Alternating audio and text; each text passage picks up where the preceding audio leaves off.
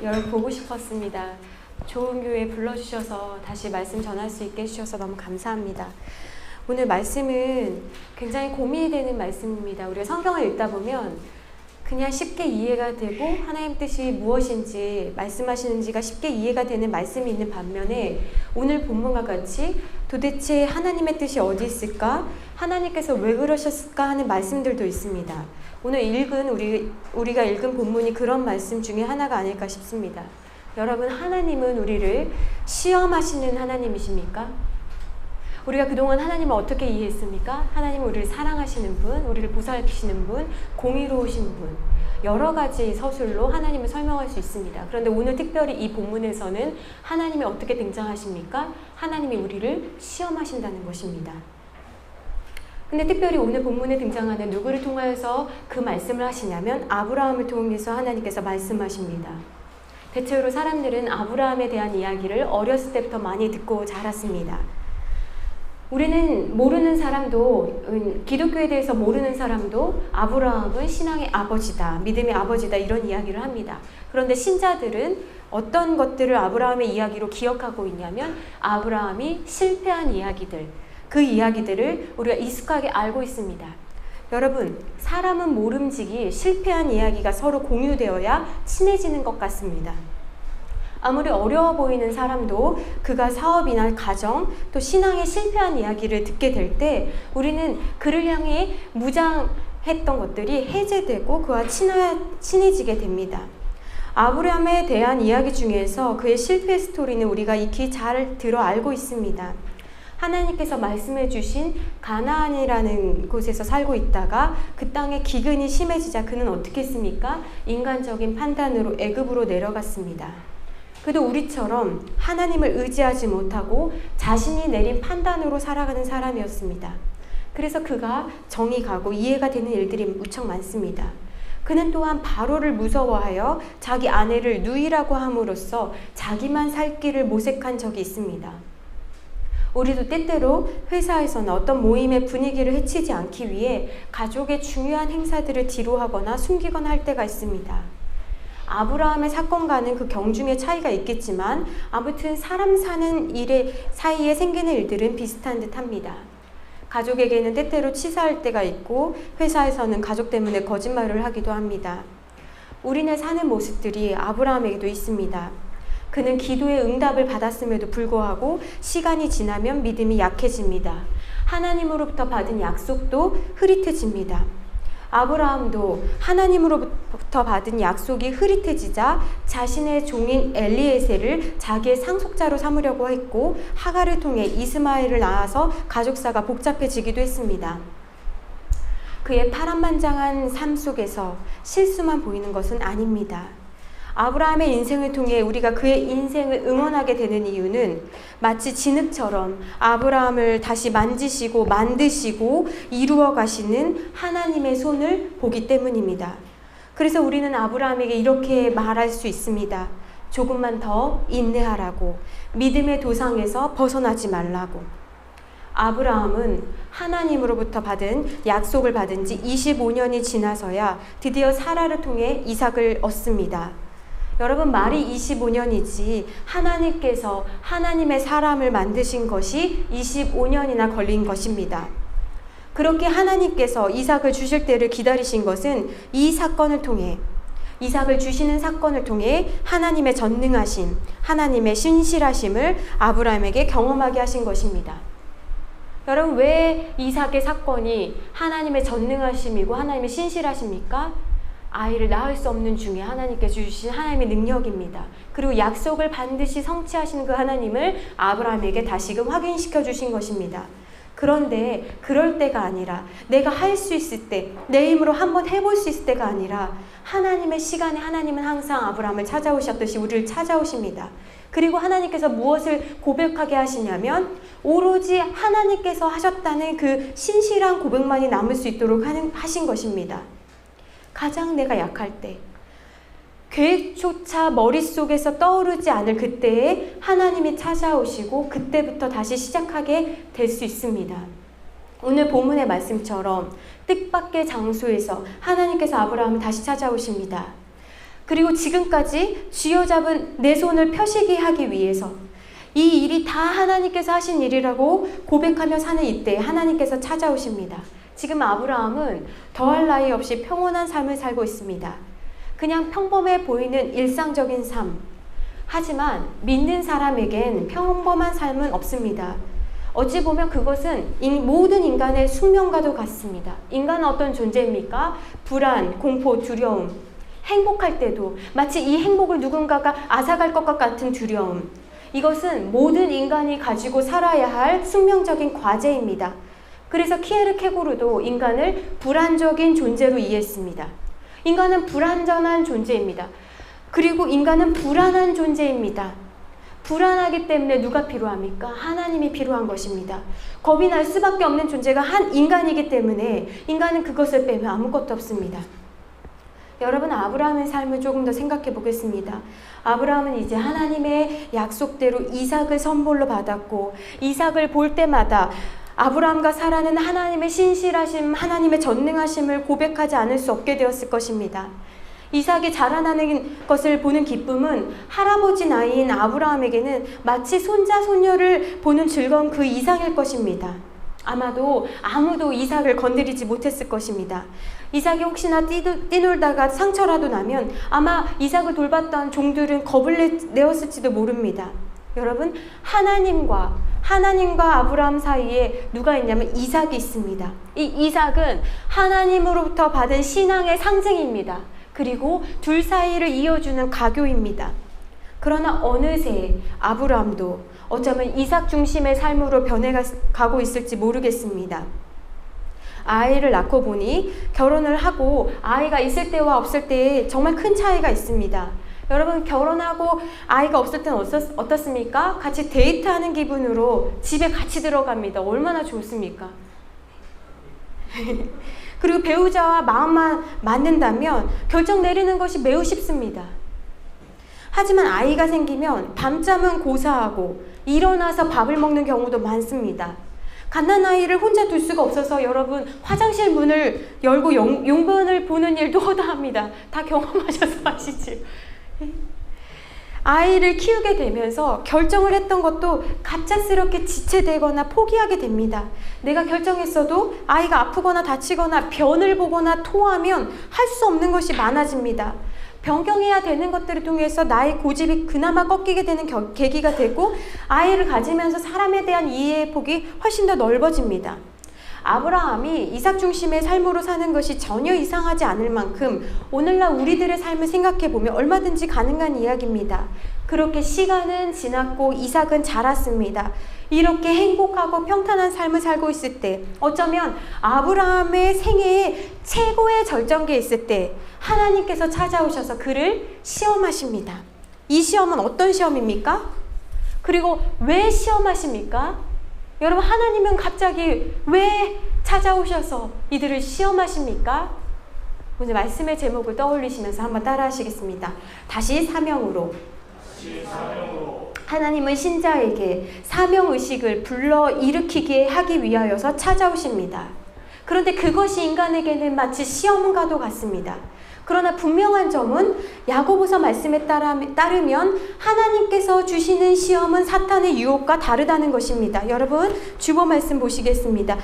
하나님이 주시는 시험은 어떤 시험입니까? 야고보서 1장 1절부터 4절 말씀을 우리 크게 한번 천천히 또박또박 한번 읽어보시겠습니다. 시작. 내 형제들아, 너희가 여러 가지 시험을 당하거든 온전히 기쁘게 여기라. 이는 너희의 믿음의 시련이 인내를 만들어내는 줄 너희가 알미라. 인내를 온전히 이루라. 이는 너희로 온전하고 구비하여 조금도 부족함이 없게 하려 함이라. 여러분, 하나님의 시험은 어떤 시험이냐? 테스트입니다. 테스트는 뭡니까? 통과하기 위한 시험이라는 것입니다. 그런데 마귀는 어떤 시험입니까? 템테이션, 유혹하는 시험입니다. 유혹하는 시험의 목적은 뭡니까? 넘어뜨리는 데 있습니다. 좌절시키는 데 있습니다. 그런데 마귀는 어떻게 찾아옵니까? 내가 듣고 싶어하는 말들을 들려줍니다. 사기는 언제 일어납니까? 내가 듣고 싶어하는 그 말, 내가 조금만 투자하면 크게 벌 수 있을 것 같이 내가 듣고 싶어하는 말, 내가 하고 싶어하는 그것들을 보여주면서 달콤하고 친밀하고 정말 잘 될 것 같이 말하면서 그 유혹에 넘어가게 만듭니다. 그런데 마귀가 주는 그 시험에 유혹해서 넘어가게 되면 어떻게 됩니까? 다시 일어나지 못합니다. 그것이 마귀가 인간에게 주는 시험입니다. 따라서 여러분, 하나님께서 주시는 시험은 마귀의 유혹과 다르다는 점을 어떤 순간에도 기억해야 합니다. 여러분, 야고보서 말씀에 뭐라고 말씀하십니까? 형제들아, 너희가 여러 가지 시험을 당하거나 어떻게 하라고요? 기쁘게 여겨라. 여러분, 하나님께서 주시는 시험은 우리를 무너뜨리려고 하는 시험이 아니라는 것을 여러분 기억하셔야 됩니다. 그래야 우리는 시험을 통과할 수 있습니다. 여러분, 생각해 보십시오. 여기 청년들도 계시는데 우리가 매번 시험을 보지 않습니다. 시험은 학기 중에 몇 번 봅니까? 중간고사, 기말고사, 대학생들 한 학기에 한 번 또는 두 번 봅니다. 만약에 매일매일 시험이라고 한다면 버틸 수 있는 인간은 아무도 없습니다. 그러면 시험을 보면서 우리는 어떻게 됩니까? 시험을 보면서 우리는 다음 학년으로, 다음 단계로 진급하게 됩니다. 이것이 시험의 목적입니다. 어느 정도의 수준이 되면 다음 학년으로 올라가게 됩니다. 그것이 시험을 보는 목적이기 때문에 여러분 잊지 마셔야 합니다. 시편 23편 4절 말씀에 보면 내가 사망의 음침한 골짜기로 다닐지라도 해를 두려워하지 않을 것은 왜? 주께서 나와 함께 하시니라. 그런데 여러분, 여기 보시면 사망의 음침한 골짜기로 통과한다는 거예요. I walk through예요. 내가 사망의 음침한 골짜기를 통과한다는 거예요. 넘어간다는 거예요. 시험은 통과하는 것이 목적입니다. 지나가는 길입니다. 여러분, 시험은 지나가는 길입니다. 그러면 이걸 통과하면 뭐가 있습니까? 푸른 초장이 있는 거예요, 여러분. 푸른 초장이 있으니까 지금 양을 데리고 목자가 가는 거예요. 그런데 양은 압니까? 몰라요. 뭐만 보여요? 목자의 지팡이만 보는 거예요. 어려운 환경만 보는 거예요. 근데 양은 누구를 믿고 가야 됩니까? 목자를 믿고 가야 되는 거예요. 목자는 알아요. 여기만 통과하면 푸른 초장이 있어. 너가 실컷 먹을 수 있는 좋은 곳이 있어. 내가 알아봤거든? 그런데 양이 나 여기 사망의 음침한 골짜기 가다가 나 죽을 것 같아. 못 가겠어요. 못 믿겠어요. 그럼 어떻게 됩니까? 푸른 초장에 도달할 수 없는 거예요. 사랑하는 여러분, 오늘 이런 관점에서 아브라함에게 가장 큰 시험은 뭡니까? 하나밖에 없는 아들을 번제로 드리라는 것입니다. 가장 사랑하는 내 하나님께 가장 사랑하는 내 아들을, 여러분, 과연 아브라함은 시험을 통과할 수 있겠습니까? 우리는 아브라함의 이야기 들으면서 이런 생각할 수 있습니다. 하나님, 정말 너무하십니다. 주실 때는 언제고 이렇게 하나님 마음대로 하실 거면 차라리 주지 마시지요. 제가 만만합니까? 제가 우습습니까? 나는 이런 하나님 필요 없습니다. 아들이랑 저는 떠나겠습니다. 다는 저를 찾아오지 마십시오. 저희 가정은 제가 지키겠습니다. 이렇게 말할 수 있지 않습니까? 그렇죠? 근데 아브라함은, 여러분, 우리가 본문에 아브라함은요 아무 말이 없습니다. 그는 침묵하고 있습니다. 그의 침묵은 무엇을 의미하는 것입니까? 피에르 케고르에 의하면 어느 수준의 신자가 오르잖아요. 그러면 이 신자는요 하나님 앞에 어떤 존재로 서야 되냐면 단독자로서 서야 됩니다. 어느 순간까지는요 엄마가 데리고 갈 수 있어요. 남편이 데리고 갈 수 있어요. 아내가 데리고 갈 수 있어요. 그런데 어떤 절대적인 순간에는요 모든 사람은요 신앙이라는 것은요 하나님 앞에요 내가 혼자 서는 거예요. 내가 만약 누군가를 대신해 줄 수 있다면 무엇이든지 할 수 있겠어요. 그러나 신앙이라는 것은요 하나님 앞에 단독자, 스스로 홀로 하나님 앞에 서서 내리는 고독한 결단을 내려야 되는 거예요. 그렇기 때문에 이 신앙이라는 것이 가벼운 것이 아닌 것입니다. 홀로 하나님 앞에서 아브라함은 침묵하면서 기다리고 있습니다. 그리고 혼자 서서 결단합니다. 그런데 여러분, 하나님은 이 시험을 통해서 무엇을 얻고자 하시는 것입니까? 22장 1절에 보시면 하나님께서 이 시험을 통과한 아브라함에게 두 가지를 말씀하시는데 12절에 보시면 하나님을 하나님께서 무엇을 얻기를 원하시냐면 사자가 이르시되 그 아이에게 내 손을 대지 말라, 그에게 아무 일도 하지 말라. 내가 내 아들 내 독자까지도 내게 아끼지 아니하였으니 내가 이제야 내가 하나님을 경외하는 줄 아노라. 하나님께서는요, 아브라함에게 무엇을 얻고자 하셨냐면 하나님을 경외하는지를 알고자 하신 거예요. 두 번째는 뭐냐면 16절에 보시면 이르시되 여호와께서 이르시기를 내가 나를 가리켜 맹세하노니 내가 이같이 행하여 내 아들 내 독자도 아끼지 아니하였은즉, 하나님을 가장 최우선순위로 두는 아브라함인지를 하나님 확인하고자 하신 거예요. 하나님께서는 이 시험을 통해서 그를 강하게 훈련하십니다. 시험은요, 여러분, 훈련입니다. 훈련이에요, 훈련. 사람들이 육체의 근육을 만들려고 할 때도 무엇을 합니까? 근육을 생기게 하려고 훈련을 합니다. 그런데 이 아브라함 어떤 사람입니까? 세상이 감당하지 못할 믿음의 조상이라고 칭함을 받은 사람이라고 한다면 그에 걸맞는 시험이 있는 것입니다. 하나님은 아브라함의 믿음과 순종을 테스트하셨습니다. 네가 이렇게 좋은 상황에서뿐만 아니라 너의 것이 다 무너져도, 전적으로 이전같이 아무것도 없을 때라도 나를 다시 믿고 신뢰할 수 있겠니? 하나님은요, 이젠 너무 행복해가지고 옛날에 있었던 그 사명, 하나님께서 열국의 아비로 불러주셨던 그거 다 잊어버렸어요. 그런데 하나님께서는 그 사라져버린 또는 줄어버린 그 사명의식을 다시 되새기고자 테스트하시는 것입니다. 근데 하나님께서 테스트하실 땐 말입니다, 너 얼만큼 하나 보자 라는 거 아닙니다. 하나님께서 테스트하실 때는 온전히 그가 통과하기만을 기다리고 계십니다. 그래서 아브라함의 시험은요, 어느 정도까지 순종할 수 있는지에 대한 여부입니다. 왜냐? 하나님 말씀하시고요, 3일이라는 시간이 있지만 얼마든지 생각이 바뀔 수 있고 행동을 고칠 수 있는 시간입니다. 아들을 번제로 바칠 그 산까지 가는 데는요, 며칠 걸리는 길이기 때문에 그렇습니다.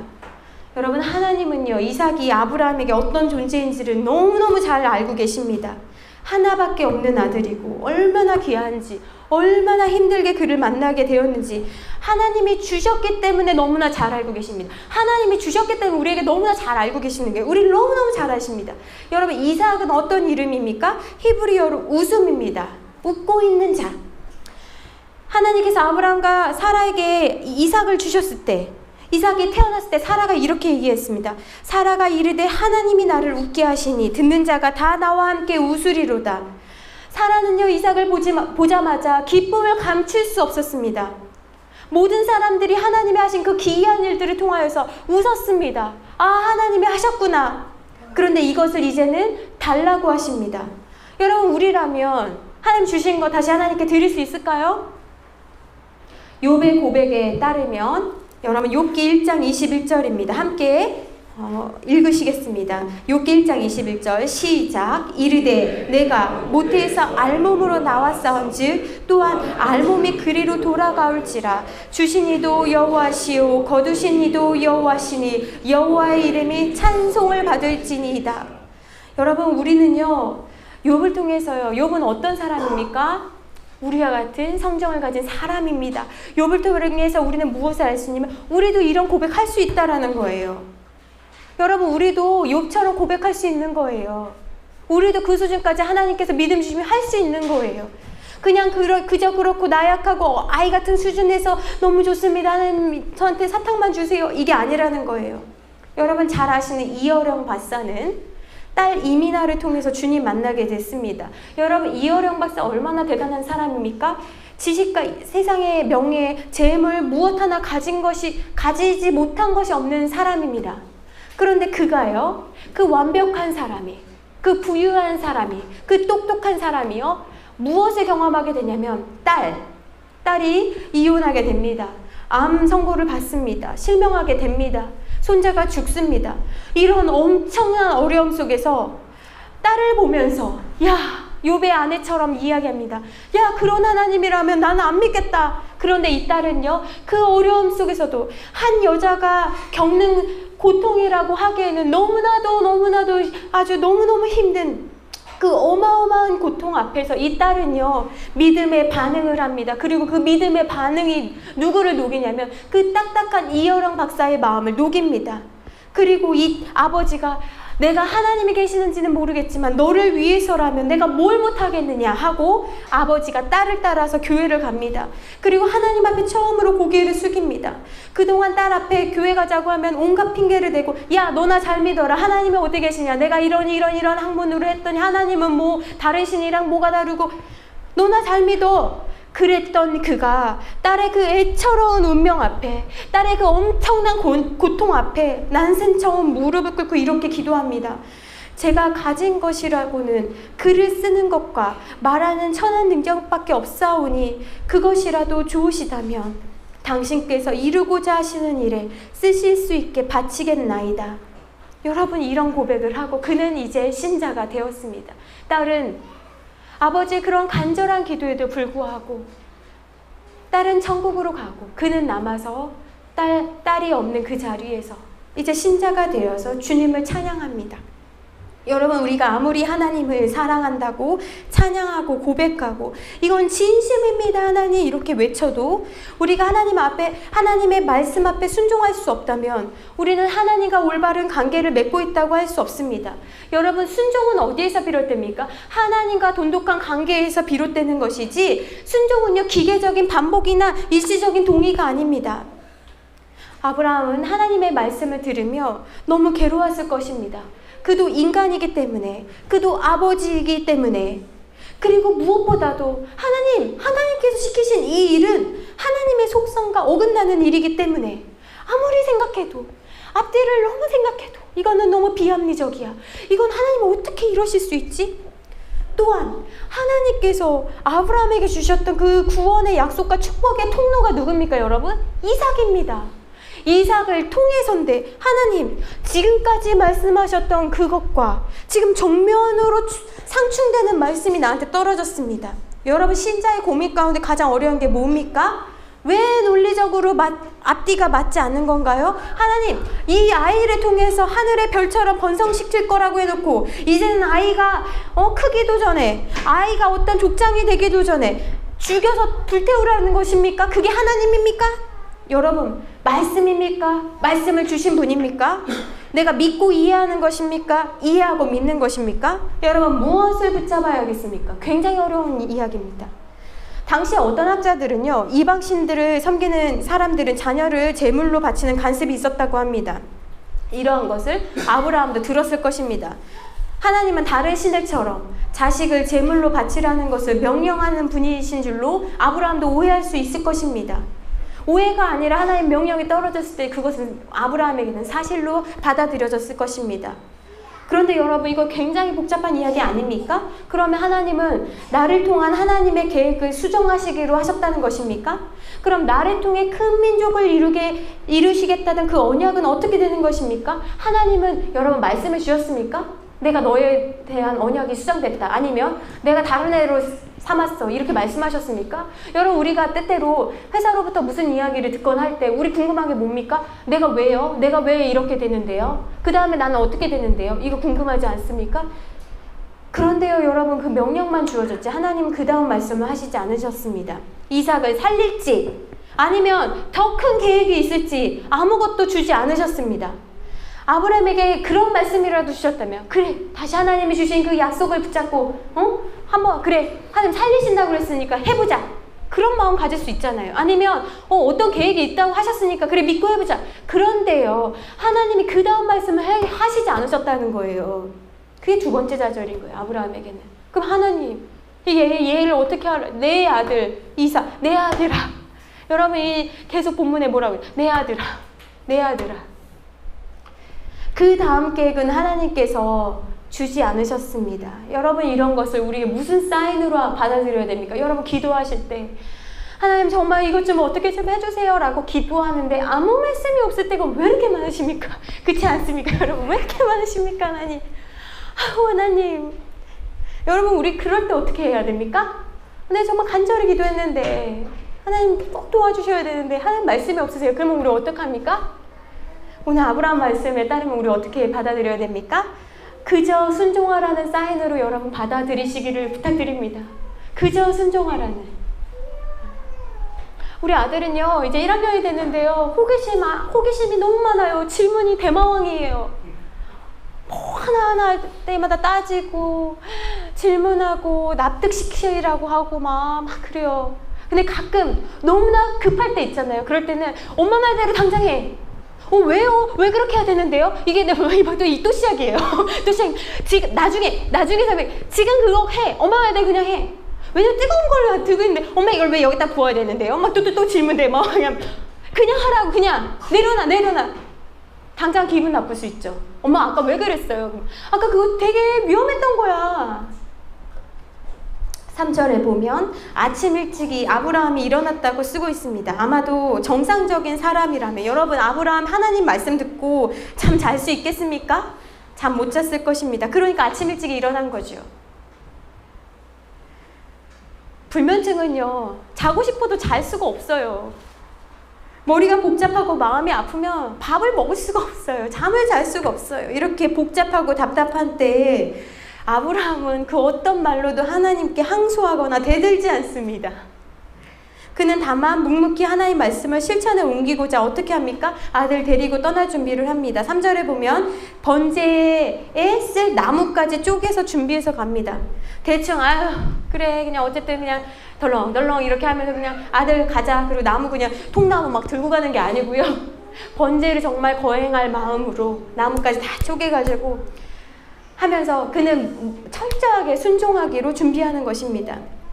찰스 스펄전 목사님이 이에 대해서 이런 말씀하셨습니다. 아브라함이 번제에 쓸 나무를 패고 있을 때 그는 나무를 쪼갠 것이 아니라 자신의 심장을 쪼개고 있었다. 아들과 함께 가는 헤브론 강약길은 적막했다. 그러나 사랑하는 자식을 죽여야 하는 아비의 마음보다 적막하지는 않았을 것이다. 데살로니가 전서 1장 3절 말씀 여러분 같이 한번 읽으시겠습니다. 시작. 너희의 믿음의 역사와 사랑의 수고와 우리 주 예수 그리스도에 대한 소망의 인내를 우리 하나님 앞에서 끊임없이 기억하니. 여러분 너무너무 중요한 말씀이에요. 여러분 믿음의 역사에는 뭐가 필요하다고요? 이게 다 연결되어 있는데 믿음의 역사에 뭐가 필요하다고요? 사랑의 수고. 여러분 잊지 마세요. 믿음의 역사 일으키고 싶으십니까? 사랑의 수고가 있어야 돼요. 사랑의 수고. 그냥 있으면 좋겠어요. 근데 우리 하나님 그렇게 주시는 분이 아니에요. 믿음의 역사에 뭐가 있어야 된다고? 사랑의 수고가 있어야 되고요. 이 사랑의 수고에는 수고를 하면서 뭘 기억해야 되냐면 소망의 인내. 소망을 가지면서 인내하는 거예요. 계속. 이 세 가지가 같이 가야 되는 거예요. 이러한 사건 속에서 아브라함은요, 소망을 어떻게 가졌습니까? 여러분 너무너무 중요한 원리입니다. 그가 이 어려운 여정 속에서 소망을 어떻게 가졌냐면 하나님께서 지금까지 자기에게 베풀어 주신 그 은혜를 기억해내는 것입니다. 여러분 신앙은 기억해내는 거예요. 기억해내는 거. 그가 우리에게 베풀어 주신 그 은혜를 감사하는 것입니다. 아브라함은 기억해냈습니다. 갈대아 우르에서 자신을 불러내셨고 여기까지 인도해 주신 그 하나님의 은혜를 잊지 않았습니다. 그는 자신이 숱한 실수와 말도 안 되는 잘못을 저질렀을 때도 항상 자기를 버리지 않으셨던 그 하나님을 기억해냈습니다. 그는 이 이상한 명령이나 시험 자체보다요, 이거 못 풀어요. 이거 어떻게 풀겠어요? 이거 어떻게 풀어요? 사람의 머리로 이거 어떻게 풉니까? 근데 이거보다 뭐에 집중했습니까? 하나님 한 분에 대해서 집중하기 시작했습니다. 하나님의 그 신실하심을 기억해내심으로써 그는 나를 일부러 고통 속에 던지거나 나를 버리시는 그런 변덕스러운 분이 아니라는 것을 기억해냈습니다. 그는 지금의 이 이상한 상황을 받아들이는 것이 너무나 어렵고 힘들지만 하나님 한 분을 믿음으로 자발적으로 순종하기로 결단한 거예요. 대체로 우리는 문제에 집중하면서 무엇을 잃어버립니까? 하나님 잃어버립니다. 문제에 집중하면 어떻게 됩니까? 하나님을 잃어버리고 하나님 원망스럽습니다. 하나님 왜 나한테 이러십니까? 하나님을 전적으로 의지한다고 하지만 하나님 그분 자체보다는 하나님을 통해 문제 해결하려고, 하나님을 통해 승진하려고, 하나님 통해 집 살려고, 그런 하나님으로 생각할 때가 너무나 많습니다. 그렇기 때문에 순종하지도 못하고 순종으로 나아가지도 못하고 우왕좌왕하다가 그냥 끝나는 경우가 많습니다. 특별히 우리 인생에 어떤 믿음이 필요합니까? 아브라함처럼 모든 의심과 두려움을 버리고 하나님 말씀을 받아들이는 것이 필요합니다. 여러분 이제 다음 장면으로 넘어갑니다. 그는 무거운 침묵 속에서 이삭을 데리고 제사를 드리러 갑니다. 자녀와 함께 산을 오릅니다. 하지만 산을 올랐지만 그를 이삭을 보호할 수 있는 방법은 아비에게 없습니다. 여러분 사실은 우리가 자녀를 키우지만 이 아이를 보호할 수 있는 방법은 없습니다. 자녀도요 금방 이 문제를 알아차릴 것입니다. 그래서 이삭은 이렇게 말합니다. 내 아버지여, 불과 나무는 있거니와 번제할 어린 양은 어디 있나이까? 아마도 이들 부자는 평소에도 번제를 드리기 위해 이렇게 동행한 적이 있을 것입니다. 그런데 이번엔 다릅니다. 재물이 없습니다. 자녀의 질문을 들으면서 다시 한번 아브라함은 길을 잃습니다. 아브라함은 도망가고 싶을 것입니다. 이삭이 아브라함을 따라 유순하게 반응하고 있지만 아브라함은 이삭을 포기하거나 그를 하나님께 드려야 한다는 사실에 직면합니다. 하나님께서는 아브라함의 이 사건을 통해서 우리에게 말씀하십니다. 때로 우리도 자녀를 하나님 앞에 드려야 하는 순간이 올 수 있습니다. 하나님 안 돼요. 얘는 절대요. 제가 키울래요. 때로 어떤 때는 자녀와 같은 나의 건강, 회사, 그 무엇이 될 수 있습니다. 그러나 여러분 그것이 하나님과 견줄 만큼 나에게 중요한 것이라는 점은 분명합니다. 여러분 그런 시험을 겪게 되더라도 여러분 결코 놀라시거나 당황하지 마십시오. 이 고난을 통과하고 우리는 어떻게 될 것입니까? 하나님을 찬양하게 될 것이기 때문입니다. 그렇기 때문에 여러분 뒤로 물러서지 맙시다. 예전에 갔던 길로 되돌아가지 맙시다. 아브라함은 이삭의 질문에 자신의 신앙의 고백을 담아서 이렇게 말합니다. 뭐라고 대답합니까? 8절입니다. 저 따라 하시겠습니다. 하나님이 친히 준비하시리라. 여러분 하나님이 친히 준비하십니다. 여러분 그 하나님을 믿으시기를 부탁드립니다. 우리는 성경을 통해서 결말을 알고 있습니다. 하나님께서 이미 그곳에 어린 양을 예배해 두셨습니다. 아브라함이 이삭을 바칠 준비를 마치고 칼을 들었을 때 하나님은 그를 다급하게 멈추라고 하셨습니다. 믿음은 행함으로 입증되어야 합니다. 그리고 이삭을 대신하여 바칠 수양을 하나님께서는 미리 준비해 두셨다가 그것으로 번제를 드리게 하셨습니다. 그래서 그 땅 이름을 뭐라고 합니까? 따라 하시겠습니다. 여호와 이레. 여러분 여호와 이레입니다. 하나님은 우리가 알지 못하는 그 일을 행하시는 분이십니다. 하나님은 사막에 길을 만드시는 분이십니다. 여러분 그 하나님 우리 찬양해야 합니다. 주의 말씀을 의지하고 나아갈 때 우리는 그거 알게 됩니다. 여러분 재미난 이야기가 있습니다. 1차선에서 살고 있는 개미 보셨습니까? 개미 어떻게 합니까? 왔다 갔다 직선으로 밖에 가지 못하기 때문에 이렇게 개미들의 인생이고 이게 전부라고 생각하고 살았습니다. 근데 어느 날 좌회전, 우회전이 가능한 바퀴벌레가 등장합니다. 바퀴벌레가 둥그렇게 막 원을 그리면서 개미가 가고 있는 그 직선으로 추월해서 막 갑니다. 개미는 충격이었습니다. 깜짝 놀랐습니다. 이런 경험은 처음이었습니다. 한참 가가지고 개미가 도착한 그 목적지에 누가 먼저 가 있습니까? 바퀴벌레가 먼저 가 있습니다. 개미는 바퀴벌레를 신으로 여기고 섬깁니다. 2차선으로 살고 있는 바퀴벌레는 왔다 갔다 그렇게 자기 마음대로 가면서 살고 있습니다. 그러다가 놀라운 모습을 보게 됩니다. 분명히 자기 앞에 없었는데 갑자기 어디선가 껑충 뜀박질 하더니 자기 앞에 딱 뭔가가 선 거예요. 뭘까요? 메뚜기. 바퀴벌레는 깜짝 놀랐습니다. 이런 경험은 처음이었습니다. 메뚜기는 또 어디로? 뜀박질에서 달아났습니다. 바퀴벌레는 충격에 휩싸인 채 원래 자기가 갖고자 한 길을 계속 노력해서 빙글빙글 하면서 갑니다. 정말 열심히 쉬지 않고 갔는데 거기에 뭐가 먼저 가 있어요? 메뚜기. 여러분 우리는 인생을 볼 때 어떤 우리가 익숙한 그 한 길을 한 가지밖에 못 보는 경향이 있습니다. 그것은 우린 전부인지 알아요. 그런데 하나님은요 우리의 과거, 현재, 미래를 모두 보십니다. 또한 아무리 수고해도 우리의 노력만으로 여기까지 온 것이 아닙니다. 저는 오면서도 7호선 그 이수역에서 그 걸어가면서 타는 에스컬레이터 있지 않습니까? 그거 보면서 항상 그 하나님께 감사합니다. 내가 걷지만 하나님 도와주시면은요 내가 가려고 했던 것보다 더 많은 길에 도착해 있는 것을 알게 됩니다. 그것은 나의 조그만 힘을 가지고 말입니다. 시험이라는 것이 그런 것 같습니다. 여러분 원하지 않지만 그것을 통해서 하나님께서 우리에게 가르치고자 하시는 그 길에 우리는 도착하게 됩니다. 따라서 여러분 하나님께서 시험하고자 하실 때 우리 준비 안 됐습니다 하나님. 마치 우리는 항상 5분만 더 볼게요. 그렇게 말씀하시지 마시고 기쁘게 그 시험을 하나님과 함께 통과합시다. 그리고 나아갑시다. 그러면 어떻게 됩니까? 믿음의 가문의 사람으로, 믿음의 사람으로, 또한 다시 하나님 앞에 사명자로 온전히 서게 됩니다. 여러분, 주보에 보시면 김석균 씨가 쓴 우리 이 찬양 아시지 않습니까? 왜 나만 겪는 고난이냐고 라는 가사를 우리 마지막으로 읽으며 오늘 말씀을 마치려고 합니다. 우리 같이 한번 읽으시겠습니다. 왜 나만 겪는 고난이냐고 불평하지 마세요. 고난의 뒤편에 있는 주님이 주신 축복 미리 보면서 감사하세요. 너무 견디기 힘든 지금 이 순간에도 주님은 일하고 계시잖아요. 남들은 지쳐 앉아 있을지라도 당신만은 일어서세요.